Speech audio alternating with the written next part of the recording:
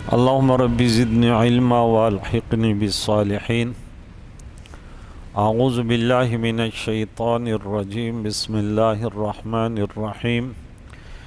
ان الذين فرقوا دينهم وكانوا شيعا لست منهم في شيء انما امرهم الى الله ثم ينبئهم بما كانوا يفعلون. صدق اللہ خالقنا العظیم. سورہ انعام 158 تک درس ہو گیا تھا. ہمارے درس میں گزشتہ میں یہ تھا کہ یہ کس چیز کے انتظار میں ہے، یہ کہ ان کے پاس عذاب کے فرشتے یا تیرے رب کی بعض آیتیں نشانیاں آئیں. جس دن تیرے رب کی بعض نشانیاں آئیں گے تو پھر نفع نہیں دے گا کسی نفس کو اس کا ایمان، جو نہ تھا ایمان لانے والا اس سے قبل، یا اس نے اپنے ایمان میں کوئی نیکی نہ کی ہو. تو کہہ دیے تم بھی انتظار کرو، ہم بھی انتظار میں. آج کے سبق میں کہ بے شک جن لوگوں نے اپنے دین کو ٹکڑے ٹکڑے کر دیا، بنی اسرائیل نے، وَكَانُوا شِيَعًا، اور وہ بہت سے فرقے بن گئے. لست منہم فی شیء، آپ کا ان سے کوئی تعلق نہیں ہے. انما امر الی اللہ، ان کا معاملہ اللہ کے سپرد ہے. ثم ینبئہم بما کانوا یفعلون، پھر اللہ انہیں خبر دے گا جو کچھ وہ کرتے تھے، جزا اور سزا انہیں ملے گی. یعنی پیغمبر کا بتایا ہوا راستہ چھوڑ کر دین میں اور راستے اپنا لیے، انہوں نے اپنے رائے سے نئے نئے راستے نکال لیے. تو اس سے معلوم ہوا کہ دین میں نئے عقیدے گھڑنا اور انہیں اسلامی عقیدے جاننا سخت بھی دینی ہے. معتدل علماء کم ہوتے ہیں، اکثریت جو ہے وہ شرپسند، فرقواریت پسند، جیسے کہ سوشل میڈیا سے یہ بات ظاہر ہے. دین کے جنہوں نے ٹکڑے ٹکڑے کیے تھے، حضرت قتادہ سے مروی کہ اس سے مراد یہودی اور نصارہ ہے. پیارے آقا دو جہان کے بیعت سے پہلے وہ ایک دوسرے سے اختلاف کرتے تھے اور بعد میں مختلف فرقوں میں بڑھ گئے. حضرت عمر رضی اللہ بیان کرتے ہیں کہ رسول اللہ صلی اللہ علیہ وسلم نے حضرت عائشہ صدیقہ رضی اللہ تعالیٰ عنہا سے اس آیت کے تفسیر میں فرمایا، اے عائشہ رضی اللہ تعالیٰ عنہ، یہ لوگ اصحاب الاہواء اور اصحاب البدع ہیں، اور اہل بدع کے سوا ہر گناہ گار کی توبہ ہے، ان کی توبہ مقبول نہیں ہے. وہ مجھ سے بری ہیں اور میں ان سے بیزار ہوں. تو اہل بدع وہ اپنا جس بدعات میں، جس خرافات میں وہ مبتلا ہوتے، ہر گناہ گار اپنے گناہ کا اقرار کرتا، بدعت ہی نہیں کرتا. وہ باقاعدہ دین سے بڑھ کر اپنے بدعت کی ترویج اور تشہیر، اس کے لیے لڑنا، ان کے لیے دلائل پیدا کرنا اس کی زندگی کا مقصد ہوتا ہے. بس آپ دیکھتے ہیں اہل بدع اہل ہوا کو کہ وہ کس انداز سے اپنے بدعات، اپنے غلط عقیدے کو وہ اس کو زندہ کر رہے ہیں. اللہ کی پناہ.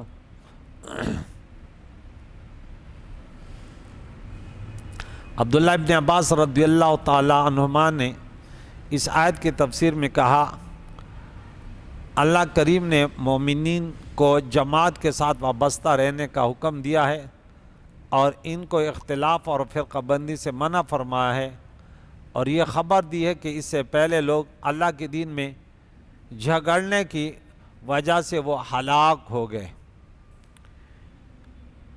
ایک قول یہ ہے کہ اس سے مراد مشرکین کے فرقے ہیں. بعض مشرکین فرشتوں کو اللہ کے بیٹیاں نعوذ باللہ کہتے تھے، بعض مشرکین بتوں کو اللہ کا شریک کہتے تھے، اور بعض مشرکین ستاروں کو. دوسرا قول یہ کہ بعض لوگ قرآن مجید کے بعض آیتوں کو مانتے تھے اور بعض کا انکار کرتے تھے. اور تیسرا قول یہ کہ اس سے مراد اس امت کے بدعتی اور گمراہ فرقے ہیں.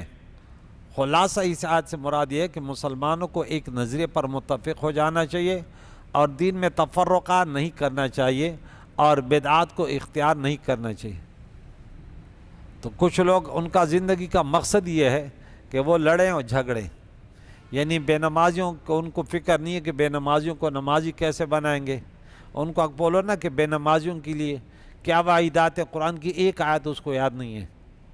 نماز میں سستی کرنے والوں کے لیے کیا حکم ہے کوئی پتہ نہیں ہے، والدین کے نافرمانوں کے لیے کیا حکم ہے، خاندان سے صلہ رحمی توڑنے والوں کو کیا حکم ہے، حرام خوروں کے لیے قرآن میں کیا احکام ہے، حضور علیہ السلام کے کیا فرامین ہیں، زکوٰۃ نہ دینے والوں کے لیے کیا ہے، اچھا روزہ نہ رکھنے والوں کے لیے کیا ہے۔ وہ اس موضوع سے وہ خالی آ رہی ہے، نہ قرآن کی آیت اس پہ یاد ہے اور نہ انہیں احادیث مبارکہ۔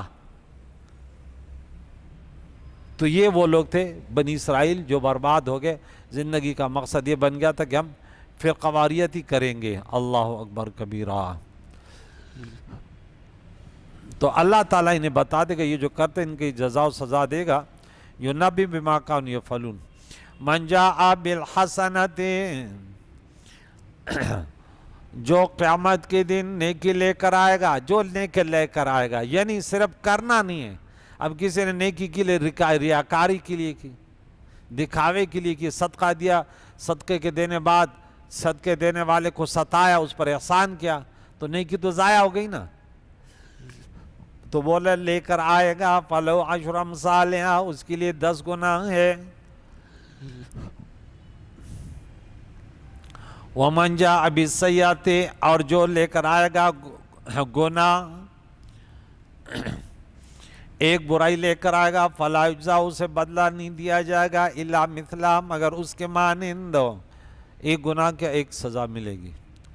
وَهُمْ لَا يُظْلَمُونَ، اور ان پر ظلم نہیں کیا جائے گا۔ اللہ تعالیٰ کسی پر بھی ظلم نہیں فرماتا۔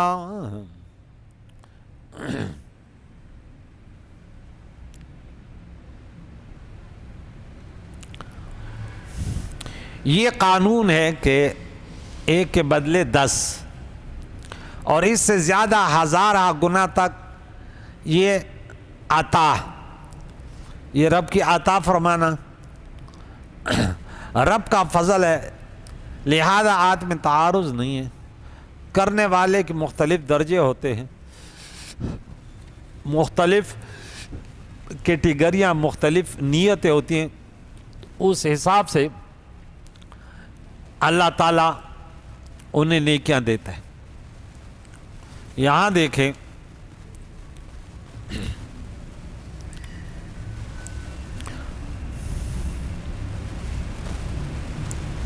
قتادہ سے روایت ہے کہ پیارے آقا دو جان فرماتے تھے کہ اعمال 6 قسم کے ہیں، 2 عمل جزا اور سزا کو واجب کرتے ہیں، اور 2 عمل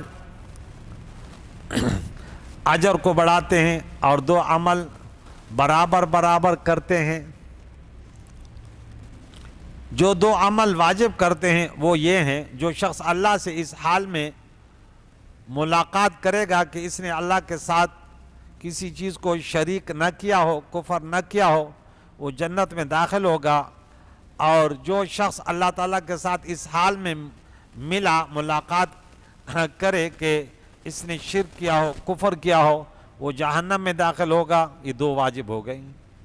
اور جو 2 عمل اجر بڑھاتے ہیں وہ یہ ہیں، جو مسلمان اللہ کے راہ میں خرچ کرے اس کو 700 گنا اجر ملے گا، جو سورہ بقرہ میں آیت نمبر 161 میں مثل الذین ينفقون اموالهم فی سبیل اللہ، یا فی سبیل اللہ، اللہ کی رضا کے لیے اللہ کے راہ میں، کمثل حبۃ، اس کی مثال ایک دانے کی ہے، انبتت 7 سنابلا، ایک دانے نے 7 سنبلیں، 7 خوشے نکالے، اور پھر فی کل سنبلۃ 100 حبہ، پھر ہر بالی میں کیا تھا 700، 100 دانے تھے، کتنے ہو گئے 700 ہو گئے۔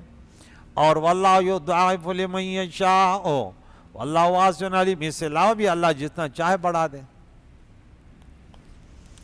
اور جو اپنے گھر والوں پر خرچ کرے اس کو 10 گنا اجر ملے گا، اور جو عمل برابر ہے وہ یہ کہ ایک بندہ نیکی کا ارادہ کرے اور اس پر عمل نہ کرے تو اس کے لیے ایک نیکی لکھ دی جاتی ہے، اور جو بندہ برائی کا ارادہ کرے اور اس برائی کو کر لے تو اس کو ایک برائی دی جاتی ہے، ایک کے بدلے ایک۔ تو یہ مختلف بہرحال اس کی کیٹیگریاں ہیں، بڑی تفصیل اور بڑے احادیث مبارکہ اس پر مرقوم ہیں۔ آگے چلتے ہیں۔ قل اننی ہدانی ربی الی صراط مستقیم، آپ فرما دیجئے، تم فرماؤ، بے شک مجھے میرے رب نے سیدھا راہ دکھایا، مجھے میرے رب نے سیدھا راستہ چلایا، آپ کی بے شک میرے رب نے مجھے صراط مستقیم کے ہدایت فرمائی، دیناً قیما ملت ابراہیم حنیفہ، مستحکم دین ملت ابراہیم ہر باطل سے ممتاز ہو۔ اس سے دو مسئلے معلوم ہیں، ایک یہ کہ پیارے عقائد و بلا واسطہ رب نے ہدایت دی، عقائد اعمال ہر قسم کی۔ دوسرا یہ کہ حضور اول سے ہدایت پر تھے، ایک آن کے لیے اس سے دور نہ ہوئے۔ جو ایک آن کے لیے پیارے عقائد و جان کو ہدایت سے علیحدہ مانے وہ اس آیت کا منکر ہے۔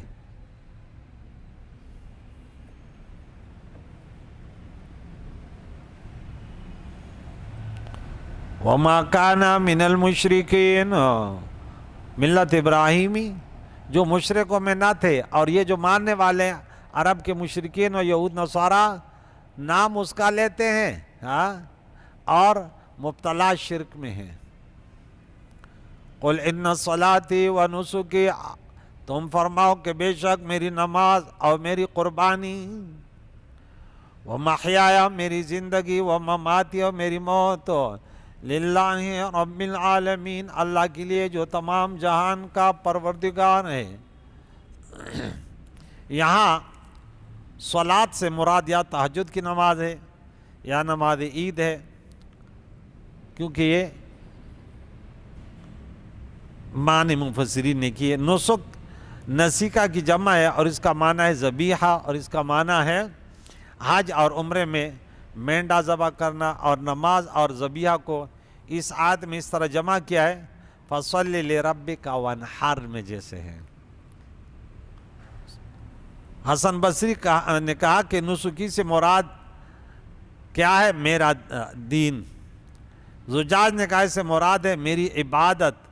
ایک قوم نے کہا کہ اس آیت سے نسک سے مراد تمام نیک اعمال اور عبادات ہیں۔ محیایا اس سے مراد ہے میری زندگی میں جو عمل کروں گا، اور مماتی اس سے مراد ہے میں وفات کے بعد جن چیزوں کی وصیت کروں گا اللہ کے لیے۔ نماز کے افتتاح کے لیے بعض لوگ کہتے ہیں وہ یہ آیت مبارکہ پڑھتے ہیں کہ کون سی آیت؟ انی وجہت وجہ للذی فطر السماوات والارض۔ اچھا، اس سے واجب ہے یا تکبیر سے؟ امام شافعی نے اس آیت سے یہ استدلال کیا کہ نماز کو اس ذکر سے شروع کرنا چاہیے، کیونکہ اللہ تعالیٰ نے نبی اکرم صلی اللہ علیہ وسلم کو اس کا حکم دیا ہے اور اس کو اپنے کتاب میں نازل کیا ہے، اور اس کی تائید حدیث میں ہے۔ حضرت علی بن ابی طالب رضی اللہ تعالیٰ عنہ بیان کرتے ہیں کہ جب حضور علیہ السلام نماز کے لیے کھڑے ہوتے تو فرماتے انی وجہت وجہ للذی فطر السماوات والارض حنیفا وما انا من المشرکین، میں متوجہ ہوا، میں نے اپنے ذات کو متوجہ کیا اس ذات کی طرف جو زمین و آسمان کا خالق ہو۔ حنیفاً اس حال میں ہر باطل سے جدا ہوں، ممتاز ہوں، اور میں مشرکوں میں سے نہیں ہوں۔ بے شک ان صلاتی و نسکی و محیایا، بے شک میری نماز و قربانی اور زندگی و ماتی و موت للہ رب العالمین لا شریک لہ وبذالک امرت وانا والمسلمین، اسی پر مجھے حکم دیا گیا ہے اور میں پہلے مسلمانوں میں سے ہوں، اول مسلمانوں میں سے۔ امام مالک، امام ابو حنیفہ کے نزدیک اس ذکر کے ساتھ نماز کو شروع کرنا واجب نہیں، بلکہ نماز کی افتتاح تکبیر کے ساتھ واجب ہے، اور اس کے بعد قرآن مجید کو پڑھنا فرض ہے، اور اس کے درمیان اس ذکر کو بھی پڑھنا مستحب ہے اور دیگر اذکار کو واجب ہے، اور اس کے بعد قرآن مجید کو پڑھنا اچھا، اور دیگر اذکار کو بھی مثلا سبحانک اللہم و بحمدک، کیونکہ حضرت عمر رضی اللہ عنہ نماز میں سبحانک اللہم و بحمدک و تبارک اسمک و تعالی جدک و لا الہ غیرک پڑھتے تھے، صحیح مسلم کے حدیث ہے۔ ایک اور حدیث میں پیارے قائد و جہاں نے جب اعرابی کو نماز کی تعلیم دی تو فرمایا جب نماز کے لیے کھڑے ہو تو اللہ اکبر کہو پھر قرآن پڑھو، بخاری کی حدیث ہے۔ آپ نے ان وجہوں کا ذکر نہیں فرمایا، اس سے معلوم ہے کہ اس سے افتتاح واجب نہیں ہے۔ لا شریک لہ، اس کا کوئی شریک نہیں ہے، وبذالک، اسی پر امرت، میں مامور کیا گیا ہوں، وانا اول المسلمین، میں سب سے پہلے مسلمانوں میں سے ہوں۔ اس کا کیا معنی ہے؟ میں پہلے مسلمانوں میں ہوں، اول المسلمین۔ اس آیت میں تصریح ہے کہ سیدنا محمد صلی اللہ علیہ وسلم سب سے پہلے مسلمان ہیں۔ اگر یہ اعتراض کیا جائے کہ آپ سے پہلے حضرت ابراہیم علیہ السلام اور دیگر انبیاء علیہ السلام مسلمان نہیں تھے تو اس کا کیا جواب ہے؟ جواب ہے پیارے عقائد و جہان مانن اول الخلق ہیں، جیسا کہ حدیث میں ہے، ابو ہریرہ رضی اللہ تعالیٰ عنہ بیان کرتے ہیں رسول اللہ نے فرمایا ہم آخر ہیں اور ہم قیامت کے دن سابق ہوں گے۔ نمبر 2، نبی اکرم صلی اللہ علیہ وسلم سب سے پہلے نبی ہیں، جیسا کہ حدیث میں ہے، ابو ہریرہ بیان کرتے ہیں کہ صحابہ نے پوچھا یا رسول اللہ آپ کے لیے نبوت کب واجب ہوئی؟ فرمایا اس وقت آدم علیہ السلام روح اور جسد کے درمیان تھے، ترمذی کی حدیث ہے، دلائل النبوہ وغیرہ میں موجود ہے۔ ابو ہریرہ بیان کرتے ہیں کہ رسول اللہ صلی اللہ علیہ وسلم نے فرمایا میں خلق کے اعتبار سے تمام نبیوں سے اول ہوں اور بحث کے اعتبار سے سب سے آخر ہوں، تو اول المسلمین ہو گیا۔ قتادہ بیان کر رسول اللہ نے فرمایا میں خلق میں سب سے اول ہوں اور بحث میں سب سے آخر میں ہوں۔ ایک اور حدیث ارباز بن یسار بیان کرتے ہیں رسول اللہ صلی اللہ علیہ وسلم نے حضور علیہ السلام فرماتے ہیں کہ میں نے رسول اللہ صلی اللہ علیہ وسلم، کون فرماتے ہیں؟ حضرت ارباد بن ساریہ، کہ میں نے رسول اللہ صلی اللہ علیہ وسلم کو یہ فرماتے ہوئے سنا ہے کہ میں اللہ کے پاس خاتم النبیین لکھا ہوا تھا اور آدم علیہ السلام مٹی اور گارے کے درمیان تھے۔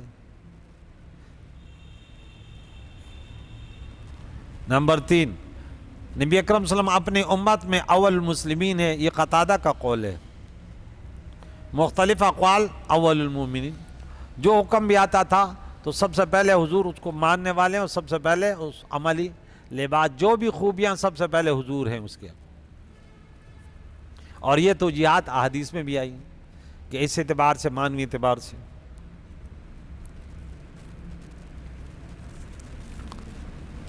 قل اغیر اللہ، آپ فرما دیے کہ اللہ کے علاوہ ابغی ربن میں تلاش کروں رب، ہاں میں اللہ کے سوا کوئی اور رب تلاش کروں، وَهُوَ رَبُّ كُلِّ شَيْءٍ، حالانکہ وہ ہر چیز کا رب ہے۔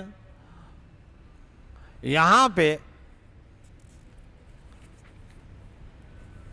مشرکین وغیرہ یا اہل کتاب وغیرہ ولید بن مغیرہ نے پیارے آقا دو جہان سے کہا کہ آپ ہمارے دین کو اپنا لیں، اگر اس میں کچھ گناہ ہوا تو میں آپ نے ذمہ لے لوں گا، آپ بری ذمہ ہوں گے۔ اس کے جواب میں آیا بہت سارے لوگ کہتے ہیں نا اپنے فرقے کے لیے، ارے آپ یہ کریں اگر گناہ ہے تو میں لے لیتا ہوں۔ بھائی یہ آپ کیسے کہہ سکتے ہیں یار، آپ اتنے بڑے دعویٰ دار بن گئے۔ وَلَا تَقْسِبُ كُلُّ نَفْسٍ إِلَّا عَلَيْنَا، اور ہر شخص جو کچھ بھی کرتا ہے اس کا وہی ذمہ دار ہے وہ نفس۔ وَلَا تَزِرُ وَازِرَةٌ وِزْرَ أُخْرَى، اور کوئی بوجھ اٹھانے والا کسی دوسرے کا بوجھ نہیں اٹھائے گا۔ دوسرے مستثنات بہت سارے موجود ہیں دوسرے اعتبارات سے، لیکن ہر انسان اپنے کیے کہ کسی نہ کسی اعتبار سے کوئی کسی گمراہ کرتا ہے تو لہذا گمراہ کرنے والے کو بوجھ بھی تو آئے گا نا۔ لیکن یہ نہیں ہو سکتا کسی نے گناہ کیا اور وہ دوسرا آئے کہ چلو تیرا گناہ میں لے تو چل، وہاں ایسے نہیں ہوتا۔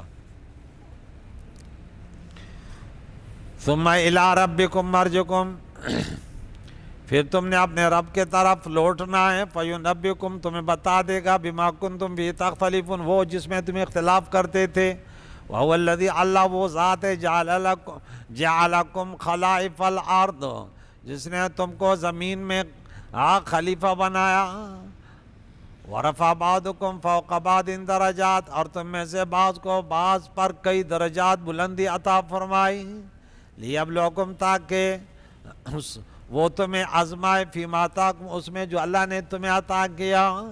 ہر چیز میں انسان کا امتحان لیا جاتا ہے، علم ہو، دولت ہو، فقر ہو، ہر چیز، غربت بھی اللہ نے دی تو اس میں بھی آزمائش تو ہے نا۔ ان ربک سریع العقاب بے شک تیرا رب جلد حساب، جلد سزا دینے والا ہے، عقاب جلد سزا دینے والا ہے، وَإِنَّهُ لَغَفُورٌ رَحِيمٌ اور بخشنے والا مہربان بھی ہے جو توبہ کرے۔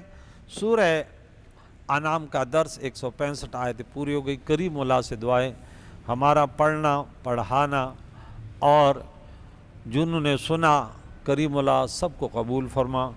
پیارے اللہ تو رحیم کریم ہے، پڑھنے پڑھانے میں سننے میں جو بھی کوتاہیاں ہوئی یا اللہ ہمیں معاف فرما دے۔ کریم اللہ جو ثواب ہمارے مقدر میں تو نے کیا پورے امت کو یا اللہ پیش کرتے ہیں، تمام مرحومین کو آدم علیہ السلام سے لے کر آج تک تمام مرحومین کی مغفرت فرما۔ انبیاء علیہ السلام کو پیش کرتے ہیں، پیارے اللہ پیارے نبی کے صحابہ کو، اہل بیت اعظام کو، ازواج مطہرات کو، تابعین کو، تبع تابعین کرام کو یا اللہ پہنچا دیں۔ حاضرین میں خصوصاً جو درس سننے والے ہیں یہاں پہ حاضر ہوتے ہیں ان کے مرحومینوں کو پیش کرتے ہیں، اللہ سب کے گناہوں کو معاف فرما دے۔ زندوں کو پیش کرتے ہیں، اللہ اس کی برکت سے سب کے گناہوں کو معاف فرما دے، صراط مستقیم پر گامزن فرما۔ خصوصاً فلسطین کے مسلمانوں کے لیے پیش کرتے ہیں، اللہ اس کی برکت سے، سورہ انعام کے درس کی برکت سے اللہ تو اپنے فضل و کرم سے یا اللہ فلسطین کے غزہ کے مسلمانوں کی مدد فرما، اسرائیل کے ظلم و ستم سے نجات فرما۔ اس کی برکت سے مسلمانوں کو آپس میں اتحاد اتفاق نصیب فرما، تکبر حسد غیبت چغلیوں سے بچا۔ یا اللہ ہمیں ایک دوسرے کے مال و جان و عزت آبرو کے محافظ بنا۔ یا اللہ علیہ محلہ یہاں کے نمازیوں کو دارین کی خوشیاں نصیب فرما۔ پیارے اللہ ہم سب کا خاتمہ بالخیر فرما۔ وصلی اللہ تعالی علی خیر خلقہ محمد وعلیہ وصحبہ اجمعین برحمتہ۔